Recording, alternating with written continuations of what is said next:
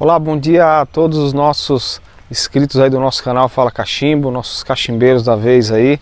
Bom dia a todos, estamos aqui na cidade de Pirassununga e hoje eu vou estar mostrando para vocês um item que infelizmente acaba acontecendo muito no nosso país, que são chamados de obras paradas ou obras embargadas, né? A gente está aqui de frente a uma obra de alvenaria estrutural, né, onde a gente não consegue infelizmente entrar, né, porque como é uma obra privada, né, a gente não consegue ter acesso.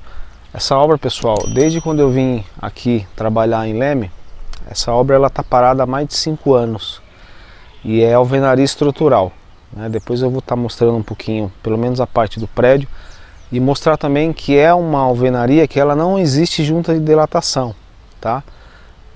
Para quem acha que é uma técnica que não está homologada ou uma técnica que não se pode utilizar, não, ela pode sim ser utilizada, está na BNT NBR 6118, né, que é de concreto armado, e a gente sabe que a alvenaria estrutural é concreto armado, né? Pontos de grout, nós temos contravergas e vergas, nós temos aí toda a parte de enchimento da quinta fiada respaldando, a gente chama de respaldo, e tudo é feito com concreto. E fora as lajes, né, que são todas em telas eletrosoldadas, que também são laje maciça, né, de 10, 12, né, hoje por norma você tem que fazer no mínimo 10 centímetros, mais o contrapiso para poder alcançar ali entre os 12 e 15, né, por norma. Então é obra de concreto armado também. O bloco também é feito de concreto, né? E infelizmente é uma obra que está parada, e isso envolve muito, eu como atuo na área de perícia judicial, isso envolve muito processo, né, em cima da própria construtora, porque a pessoa que comprou infelizmente teve o sonho ali desabado, né, teve o sonho ali cortado, e infelizmente isso gera muita dor de cabeça, porque pode durar anos aí um processo desse, né? Inclusive eu já tive esse tipo de perícia, esse tipo de situação, onde já tinha 11 anos um processo judicial em cima de um prédio. Então isso pode levar tempo, tá? Então eu vou mostrar aqui algumas possíveis patologias que já estão acontecendo, e lá na parte de cima, que é a última laje, onde eu fiz alguns vídeos atrás, onde mostra a junta de dilatação que nesse prédio não tem, tá? Então, para quem acha que uma vida útil aí de 20 anos de uma borracha é pouco, não é pouco, tá, pessoal? É uma vida útil que a gente está falando não de 100% do prédio, a gente está falando de apenas uma laje. Então a vida útil da estrutura em si não condiz só com uma laje, condiz com o prédio inteiro. Todas as lajes, todas as alvenarias, todos os contrapisos, azulejo, pintura, todos os acabamentos em si, né? Até mesmo a questão da própria fundação, que é o coração do prédio, né? Sem uma boa fundação, você não vai ter aí um prédio bem edificado, né? Possíveis recalques problemáticos, tensões muito fortes aí, se você tiver um solo muito mole e a fundação não for bem dimensionada, né? Então por isso que a gente faz aí ensaios de solo, né? E aí a gente tem que ver o tipo de solo para o projetista poder fazer a fundação correta, tá? Então aqui a gente consegue observar que a obra em si, né, está parada. A questão aqui mesmo dos portões, né, estão todos oxidados, né? A portaria até foi feita, mas é como se fosse próximo de ser um condomínio só, né? Não sei se é um condomínio só isso daqui, né, mas aparenta ser.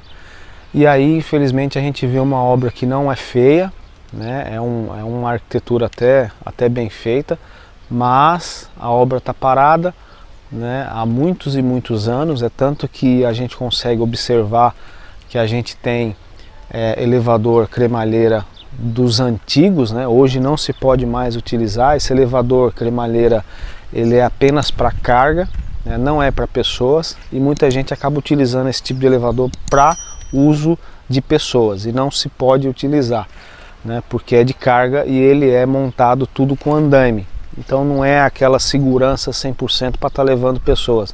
Então ele foi feito para levar carga, cimento, areia, bloco, né? Enfim, azulejos de acabamento, saco de gesso, para fazer a distribuição no próprio pavimento, tá?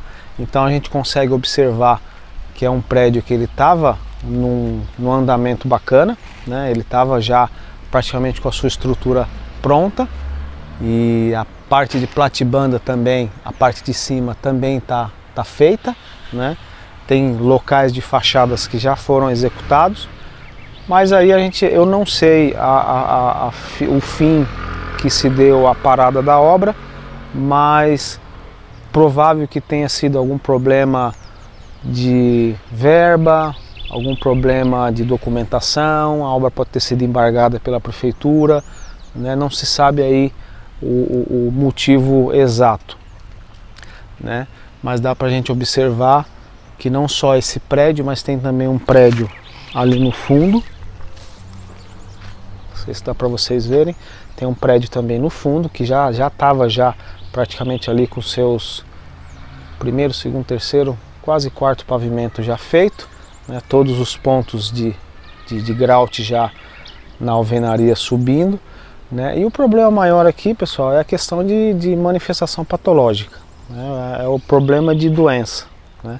Então um prédio desse aí, já com 5 anos, você já vê que ele já está começando a ficar com deterioração já pesada, né? Você vê muitos bolores, você já vê infiltração na fachada, aqui é perceptível ver muitas fissuras na fachada, é perceptível ver também oxidações já em pontos de ferro, né? Não só nesse primeiro prédio, mas como no próximo prédio também de baixo.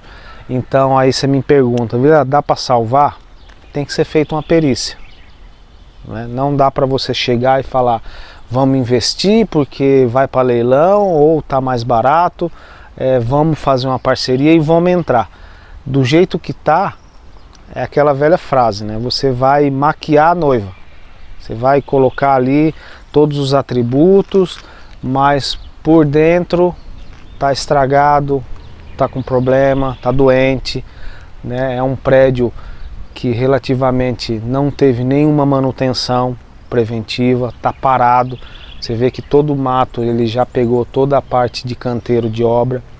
Então, para retomar uma obra desse tipo, desse porte, tem que ser feita uma perícia minuciosa dentro do prédio, externamente, fazer ensaios no concreto, fazer ensaios no grout, fazer ensaios no próprio bloco, verificar como é que está a situação de fundação, verificar os pontos que estão saindo de ferragem que já estão oxidados. Tem uma palavrinha que a gente utiliza muito, que não sei se vocês conhecem, se chama carepa. Chama carepa de proteção. O que é a carepa de proteção? Quando você compra um ferro ou uma armação, um vergalhão, aparentemente ele pode vir com um aspecto de oxidado, mas aquilo não é oxidação. Aquilo é uma carepa de proteção de milímetros que ele protege todo o vergalhão. Se você vier ali e lixar ou passar um jato de areia, ele vai ficar original do mesmo jeitinho que estava na fábrica. Só que essa carepa de proteção ela tem um prazo também.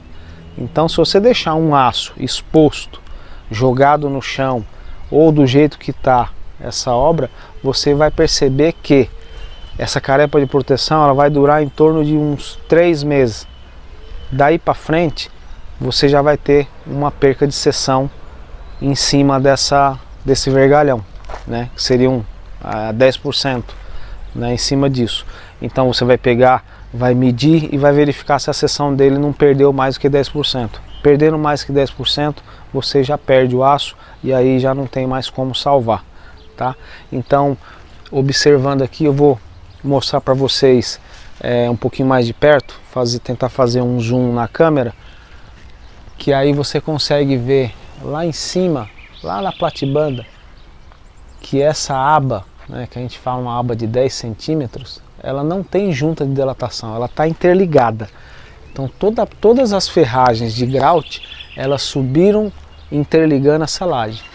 Então aí você me pergunta, mas desse jeito vai fissurar? Vai fissurar para sempre, porque toda a dilatação térmica de temperatura, no caso calorimetria vai pegar nessa laje, vai expandir ela, e aí quando esfriar ela vai retrair, e aí ela vai começar a levar a alvenaria. Por isso que nos vídeos anteriores eu coloquei como a última laje sendo uma tampa, né? E aí, sendo essa tampa, a gente coloca a borracha, levanta a forma entre 2 a 3 centímetros. Então essa borracha ela não fica prensada, tá? Ela não fica prensada entre o concreto e a alvenaria. Então quando você instala ela, ela vai ficar livre ali entre o concreto e o bloco. Então ela é um suporte para ajudar a movimentação dessa laje, tá? E aí a manutenção é nas partes externas e na parte interna, onde possivelmente antes de você entregar o condomínio, que aí pode levar 3, 4 meses depois, que vai fazer a última laje, vai entrar com acabamento, gesso, fachada. Então dá tempo de você deixar essa laje trabalhar até ela passivar. Vai chegar uma hora que ela vai passivar. E aí você vem tratando as fissuras. São muito pontuais. Em mais de 8 anos que eu trabalho com alvenaria estrutural, eu nunca tive um problema grave de fissura usando esse tipo de método, tá? Da borracha Borindos. Então todas essas fissuras que acontecem no decorrer da obra que você vem tratando, quando você chega no ato de entregar o condomínio, que a gente sabe que tem uma vistoria com o corpo de síndico mais a equipe dele, sobra a obra inteira, vê estacionamento, bombas, parte elétrica, parte de acabamento, gesso, tudo. E aí você vai no último pavimento, você vai perceber que aí ela já para de fissurar, né? Então é um problema que ele vem acontecendo até a laje começar a passivar. Quando ela começar a passivar e ela ficar 100% passiva, você já não vai ter esse problema de fissura no último pavimento. Eu particularmente nunca tive.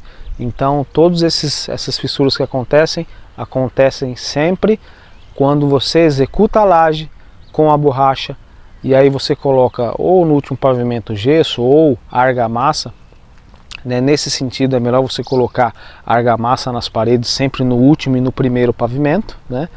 E aí você vai ter muito menos fissura do que se você colocar gesso no último pavimento e no primeiro, certo? Eu já executei gesso no primeiro pavimento, no caso térreo, e no último pavimento. Você vai ter um pouco mais de fissura, mas vai acontecer a mesma coisa, vai chegar uma hora que ela vai passivar, tá? Pessoal, eu queria só mostrar essa obra para vocês entenderem que não só obras de concreto armado estão paradas, tá? Mas também obras de alvenaria estrutural, como outras também em concreto maciço, no caso formas metálicas de concreto, uma obra dessa parada. Então o problema é muito maior para retomar, para você achar um parceiro, um financiamento, principalmente se for com a Caixa, porque aí sempre vai vir um engenheiro verificar como está o estado da obra e pode ser que nem financie, tá? Então eu quero deixar aqui para vocês a seguinte informação: prédio em alvenaria estrutural é concreto armado? Sim. Junta de dilatação existe nesse prédio? Não, não existe. Junta Borindos é uma técnica homologada? Sim, é uma técnica homologada, existe, está no mercado. 6118 fala junta de dilatação. A nossa norma de alvenaria estrutural ainda é muito nova. Com certeza um pouco mais para frente eles vão acabar acrescentando e vão deixar homogêneo, né, a nossa norma de alvenaria estrutural. Até lá é igual muitos vídeos aí existem no YouTube, detergente em argamassa. Já vi muito engenheiro olhar e falar: nossa, é bacana, funciona. Existe norma? Sinceramente, isso não é nem legal colocar um negócio desse numa argamassa para dizer que a chapada fica mais fácil ou simplesmente ela dá uma aderência melhor na parede, né? Então a gente tem que tomar muito cuidado com o que a gente acaba falando ou tentando justificar, porque quando existe norma pode ser feito, quando não existe a gente chama de estudo. E aí tudo, quando é estudo, a gente tem que ter a ciência de que isso para virar uma norma tem que ter o teste, tá bom? Então se inscreva no nosso canal, dê um like, vamos ajudar aí o canal, tem bastante informação para vir para frente. Qualquer dúvida, mande a sua pergunta, eu vou tentar responder. Se eu não conseguir, eu vou buscar a informação correta e aí a gente vai se falando, tá bom? Fico aqui, Engenheiro Vilela, agradeço aí e um tchau para vocês.